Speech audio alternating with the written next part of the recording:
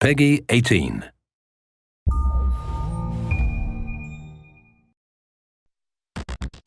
In 2001, a real-world exercise tested the emergency response to a bioterror attack on the continental United States. The operation was called Dark Winter. Within just a few days, the simulation spiraled out of control.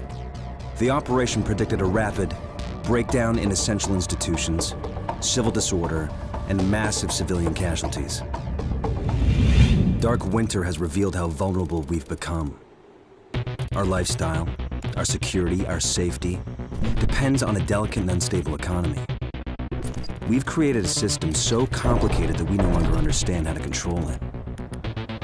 Oil, power, shipping, transport. We live in a complex world. And the more complex it gets, the more fragile it becomes.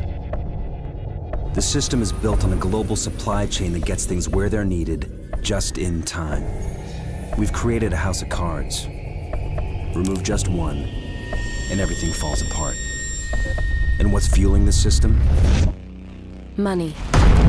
Americans can spend $90 billion in a single day of shopping. Last year, 200 million people swarmed their local stores on November 23rd. We call that day Black Friday.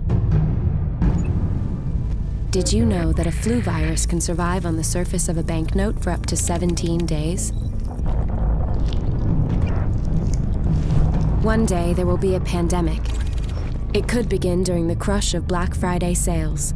A pathogen will jump from tainted banknotes to human skin, onto food, toys, children, and loved ones. By the time patient zero feels the first sore throat, millions of people will already be infected. From this point, the breakdown will happen fast. Day 1, hospitals will reach capacity. Panic will strike. Day 2, quarantine zones will be established. Resources will be rationed. Transport will go into lockdown. Day 3, international trade will stop. The oil will dry up. The stock market will collapse. Day 4, the power will fail. The shelves will be empty. The taps will run dry.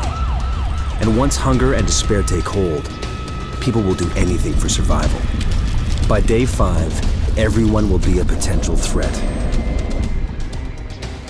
In 2007, a new presidential directive was signed quietly into law. This maps out the government's response to a crisis, a plan to cope with a real dark winter. It is known as Directive 51. There are rumors of shadow agencies, sleeper cells, covert agents, but nothing can be confirmed.